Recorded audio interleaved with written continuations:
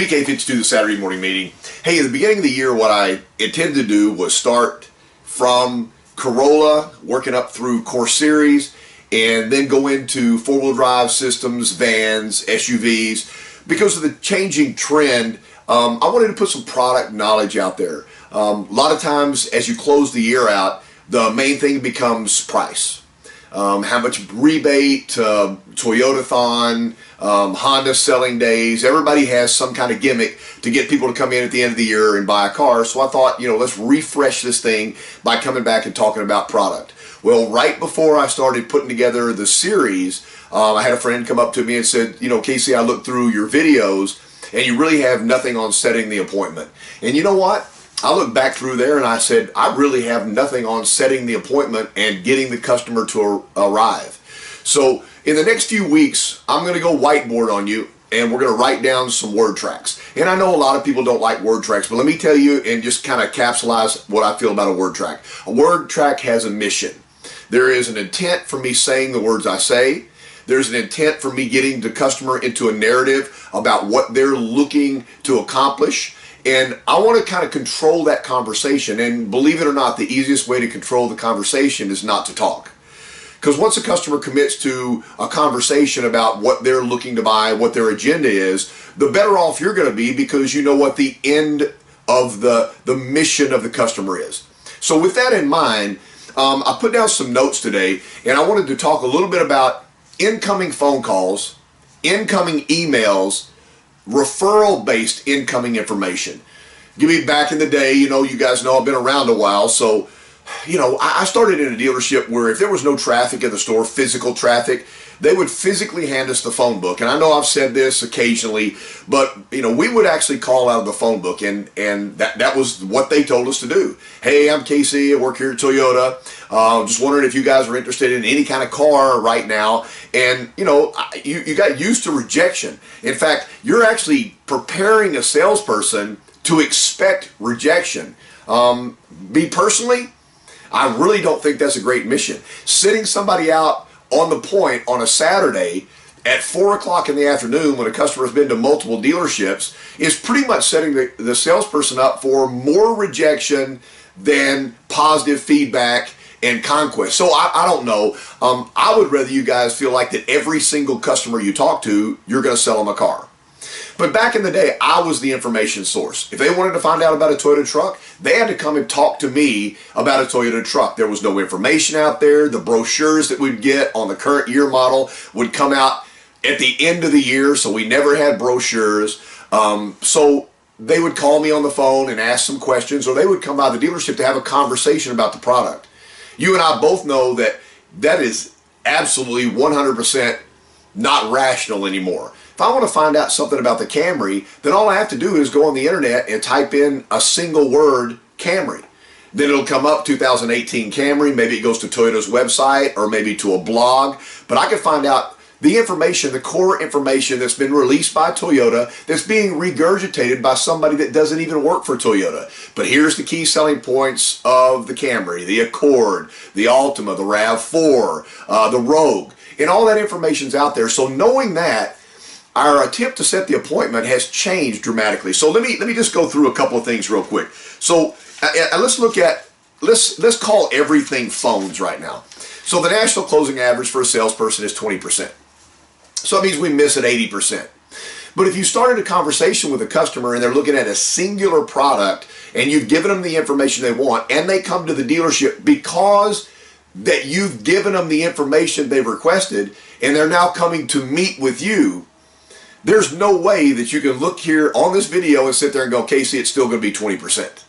So there's a lot of stuff that I want to accomplish, but let's don't ever forget that there's a lot of stuff the customer wants to accomplish too. So it's not a one-way street. Don't hold the customer hostage by telling them what you have to have in order for them to come in and buy a car, a truck, an airplane, a boat, a motorcycle, whatever. It's their money. They need to be able to buy what they want. So let's give them the information they want while extracting information that we need to move forward. That's all we want to do. I guess for years, as I taught incoming phone call, incoming internet stuff, it's not setting the appointment. That's not the goal. is to set the appointment, because you set the appointment, they don't show up. So, I mean, it's just, so what? They said yes because you made them say yes, and then they didn't show. All I want to do is continue the conversation. If we start talking about a product, then I don't want it to be the last contact. I don't want it to be the last email, the last text, the last conversation on the phone, the last time they come in. I want to make sure that there is something going on after initial contact. So this makes this so much easier. So I'm looking at my percentage of conquest. If I send somebody an email, they return an email, and I send them a second email, success. That is an agreement to continue. Remember those words, agreement to continue. This is not our last conversation. Not in a hurry. The guy I talked to a week ago is coming in today. So you're talking to me right now. If you come into a week from now, it'll be a week, it'll be today. You understand that? If not, I'll do it later again. But all I want to do is make sure that I have a travel rate to the dealership to pick the product up they want. So an agreement to continue. So who's the buyer? I want their name. I want their home and work phone number. I want an email, something I can transfer video or any information to. Because if I have information that's going to be beneficial to them, I want to be the person that supplies it to them, not the internet. Why are they buying? Is it a second car? Is it status? I've got a better job. I'm moving up. I want to park a better car in my parking space. Is it off lease? I got an off lease car coming up. They had a wreck, and now they've got the car fixed. They don't want to keep it, or the car's been total lost, or family's changed. I mean, I love the whole situation where you have your first kid, now you need a 7-passenger vehicle. But when people start changing their lifestyle, when their lifestyle takes a tremendous change, which is having a child, getting married, kid going to college, empty nest, these are all reasons why people pull the trigger and buy another vehicle or buy a toy. I love these guys that are out there selling ATVs and motorcycles and boats and everything. I mean, honestly, unless you live on a lake, you know, who needs a boat and how often do you use it? But boat sales go up when people's lifestyles change. So think about this. I'm buying a car because something in my life has changed. I didn't wake up one morning and go, I want another car. There's something that caused me to want a car. Let's find out what that is. What will they buy? Price, value, the product, Toyota. But the biggest thing there, what will they buy? What am I trying to sell? What am I trying to put on the block? Me. So the biggest answer is, what are you trying to sell on the phone conversation or email? You're trying to sell yourself.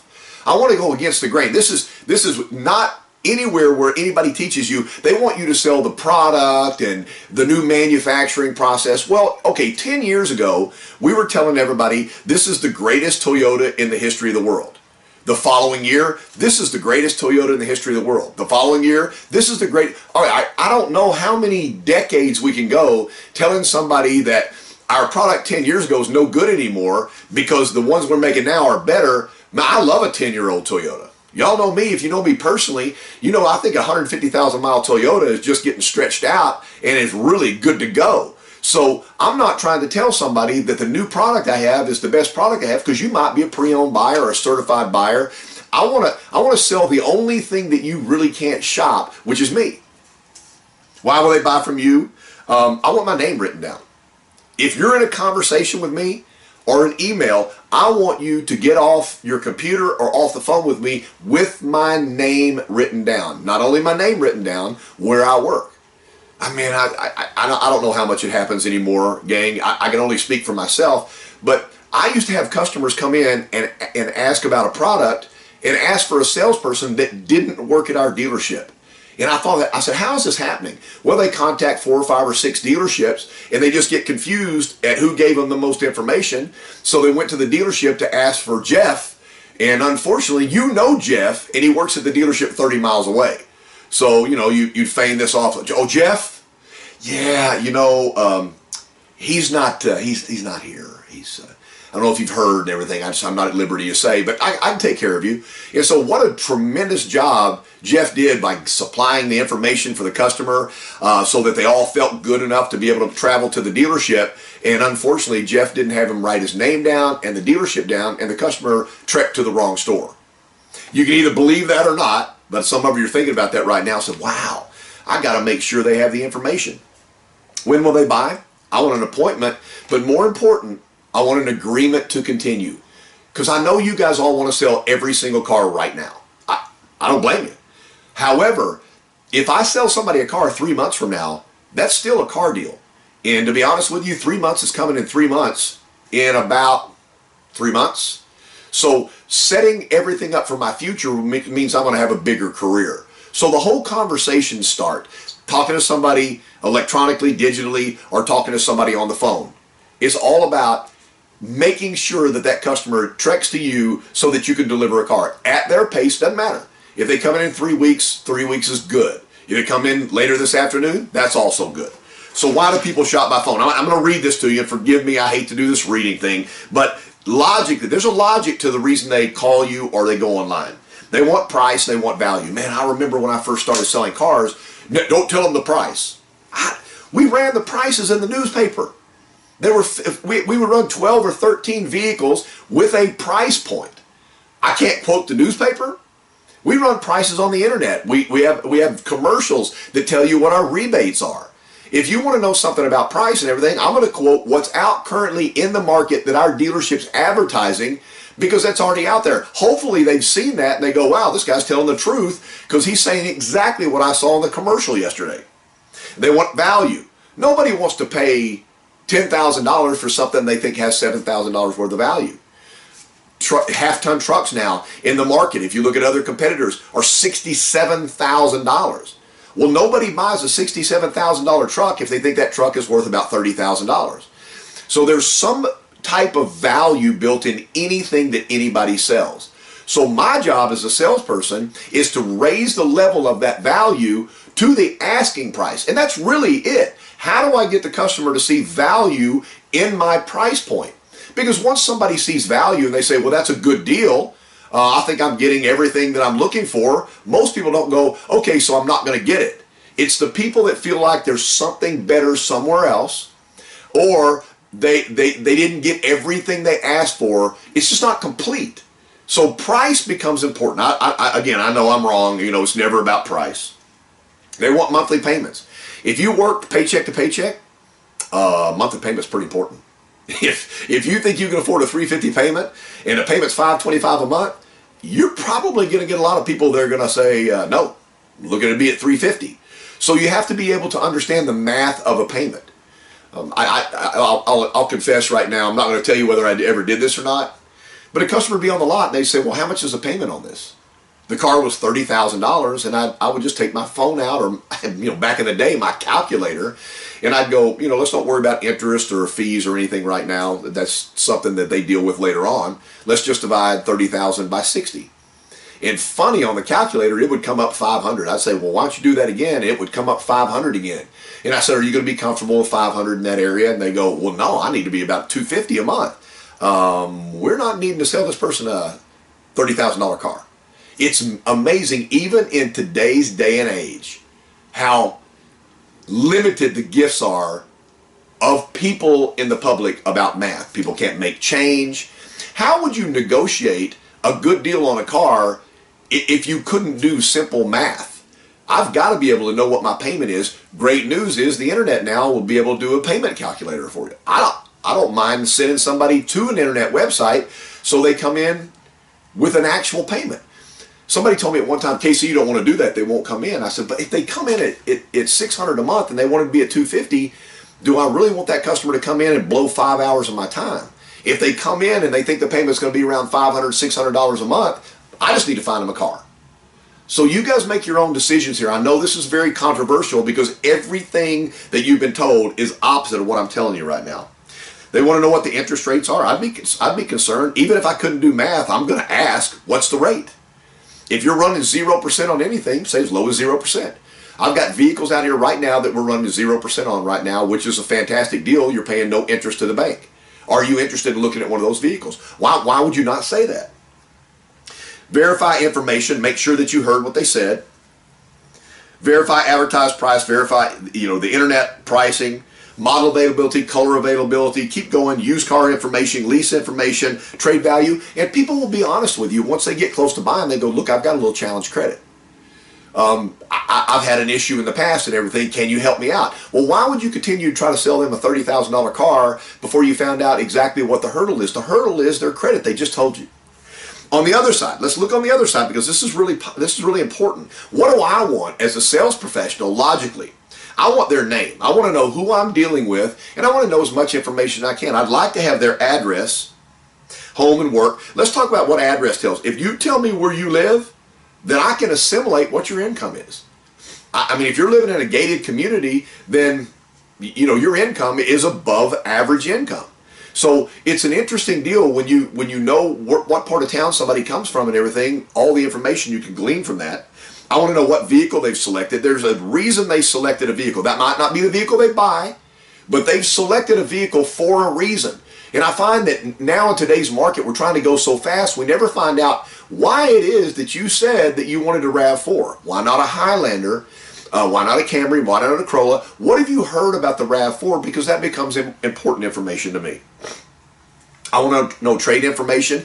Every person watching this video has lost a deal on anything you're selling because the customer has inequity in their trade. If you're $12,000 upside down on your trade and you don't have any money down, there's very few places that you could trade cars. And if you do trade cars and carry that negative equity in the next note, guess what? The next time you get ready to trade, you're going to be out of luck. So the more information I know about the trade, it's important. I know most of you are on a computer module now. Trade comes in, that's the price based upon what the computer says. I got that. All the public companies are using that. And there's some advantages to that. But let me take you back a couple of decades. If somebody brought an Audi in, or a Volvo in, or a Saab in, think about those brands. There was very few of those a few decades ago. So there's a buyer in town that would pay good money for a Saab because he knew buyers for that car. He already had that segment set up for himself. Well, my used car manager was the worst bidder in town on a car he didn't want.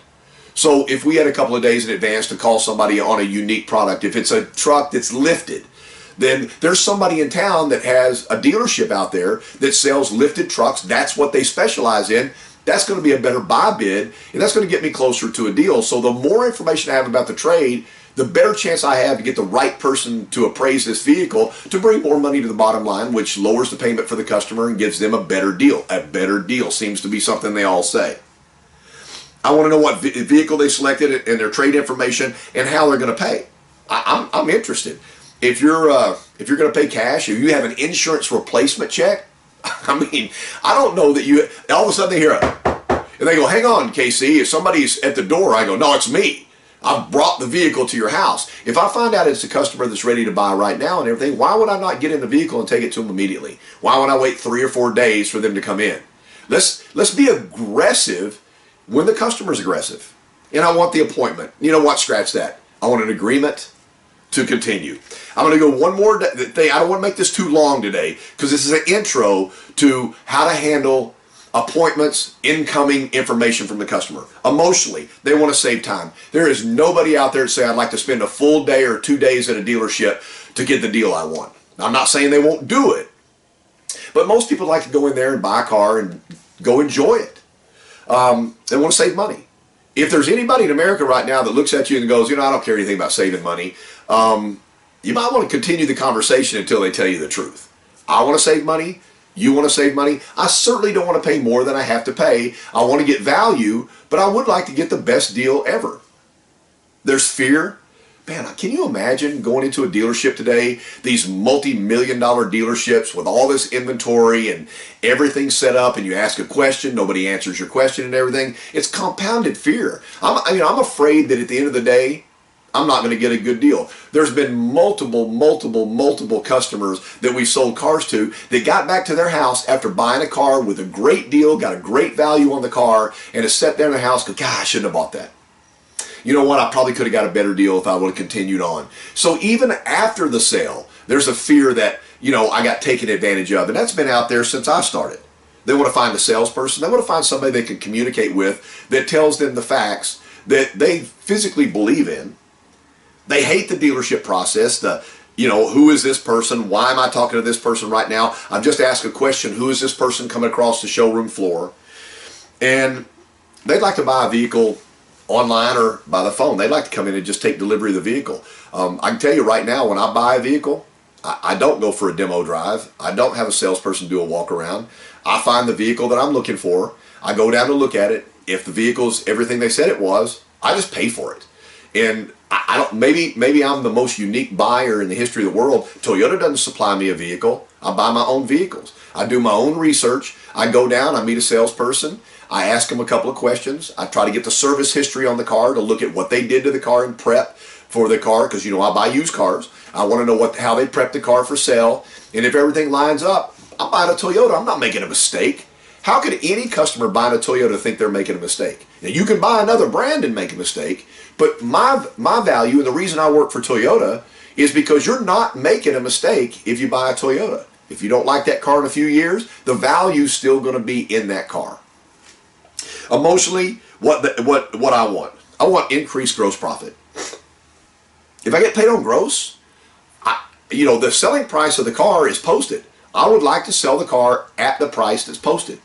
Nowadays, customers get a deal on no matter what they buy. When we put something on the internet, it's a market adjusted price, which means the price came down. We never market adjust it up. If we market adjust it up, it's still in a level where we're going to get more hits on the internet. Once you price a car outside somebody's parameters of search, they don't even see the car. So market adjusted already, they're already getting a good deal. I want control. I want to know when they're going to come in. I want to know what the agenda is. I want to know how to create an ongoing conversation with them. I'd like to be the person selling the car. I want future money. I'm interested in having a good month. I really am. I want January to be a great month. I'm interested in that. But I'm also interested in my March being good, and my April, and my October, and my November. So if I start a conversation with somebody right now and I sell them a car in November, which is the end of next year, I don't know. Why would you not be good with that? Why are you putting so much pressure on yourself so that you run customers away? They're not ready to buy today, and you're so aggressive and everything that they never come in and start a conversation with you, where you could have put them in the bank 4 or 5 or 6 months down the road. The more you do that, the bigger your career is going to be. Think about that for a second. Plan for your future. This is an initial contact. These customers owe you nothing. They've asked for information. You're supplying information. We've not really done anything to earn their business. So why don't we try to make sure that everybody that we communicate with continues the conversation so that we can sell every single one of them? Well, Casey, you can't sell them all. Well, great. Thanks for saying that. What if I could sell them all? What if I sold the best product for the money? What if I sold the best used cars that money can buy? What if I worked at the best dealership? What if my managers were the best managers out there? What if my skills got better every single day? Why can't I sell everybody? And if any of those answers don't apply to you, that your dealership's not great, your management's not great, you're not prepared, then you need to make some changes in your career to make sure that all of those things are 100% as far as you can control. I want career security. I might get controversial. My managers may get upset at me and everything. But if I'm selling 30 or 40 cars a month, we seem to always work it out. You know what? We seem to work it out. If I need to go to a football game or I need to take a day off and everything, and I'm knocking out 40 cars a month, they don't look at me and go, no, I need you here. They're going to try. They're going to say, no, I really don't want to let you go and everything. So, you know what? I appreciate you saying that. It makes me feel really good. I will see you day after tomorrow. A lot of managers just said, Casey, don't say that. I'm selling you 40 cars a month. We're good. The next thing is I want to save time. I don't want to spend 5 hours with a customer when I can spend 30 minutes. I don't want to bring a customer in to do their paperwork at 2 or 3 o'clock on a Saturday. The worst time in the history of mankind, because they're going to wait to get into the business office because there's people in front of them. If I can bring somebody in at 10 o'clock on a Thursday morning, they're not going to be here very long. The F&I department's hungry. They're fresh. Everybody's got a cup of coffee. I mean, we're good to go. If I can control that time, man, I'm golden. And I want pre-approval. I like to know when the customer comes in that if they want the car and everything, that all they have to do is sign one piece of paper. So those are kind of the things that they're looking for and I'm looking for. And so what I want to do is I want to leave it right there. And I'm going to whiteboard you next week. I'm going to give you a little taste of my word track. It's a word track. This isn't the only word track in the world. I mean, there's so many facilitators and trainers and teachers out there that say this is the only way to do it. That is the most ridiculous thing I've ever heard in my life. Everybody has their own technique, and you take a word track, you look at the benefits of the word track, and then you make your own up. So if I say a line in a word track, there's a reason for that line. It's not because I learned it from somebody 30 years ago. I'm saying it to get a response back. So I'm just trying to continue the conversation. So phone rings, I pick it up, sales information. This is KC. What vehicle have you selected? I'm going to break that down for you, and then I'm done for today. Sales information. The reason the customer's calling is because they're wanting to buy something. Sales. The reason they're calling is because they want some kind of information. Sales information. It's where they called and what they're hoping to accomplish. There may be better two words to start a conversation than sales information, but you'd have to tell me what they are. I'm calling to look to buy something, and I want information. Sales information. This is KC. This is the person they're going to buy from. So I've said, I am the right department. I'm going to give you information, and here's who I am. That's a pretty good start. Sales information. This is KC. What vehicle have you selected? Okay, I'm not going to be the proponent of telling them what to buy. They've done their research. They've called the dealership, or they've hit me with an email. If you've looked up the contact information for the dealership, you've probably looked up vehicles that you're interested in making a offer on. So sales information, this is KC. What vehicle have you selected? So hopefully they'll say something like Camry. And then I'm going to give them a reward. I'm going to throw a word. I call it a fish word, and I'll show you next week. But I call it a fish word. I go, great. Everybody wants to be told that what they've done is awesome. Great, fantastic. That's a fantastic choice. So it doesn't matter what they say, RAV4, Camry, I haven't made a decision. My response to them is going to be some kind of word that rewards them for giving me an answer. Great. Sales information, this is KC. What vehicle have you selected? Great. That's the pocket of what we're going to do in the word track over the next couple of weeks. Whether it's electronic, digital, however you call that, or whether it's on the phone, I have an agenda of what I'm going to say and what I'm going to have you say back to me, because what I want to do is I want to take this initial conversation and I want to turn it into you being my customer for life. This is a by request. Hey, remember guys, you can always call me up. You can always hit me on Facebook Messenger and say, hey KC, here's one thing that I think you haven't covered yet. And I mean, that helps me. So the next couple of weeks we'll be talking about how to handle incoming digital information and phone calls, and I'll throw in a bonus. How to be able to return a phone call or digital email after the customers ask you for some stuff. How do you sell yourself? In the next couple of weeks, I'm going to release the theme for the year. In 2018, I'm going to have a theme. You know, always have a theme. The bigger you make it, the bigger it is. That was the theme for last year. Got a new theme for 2018. Stay tuned. This is PK52, the Saturday Morning Meeting.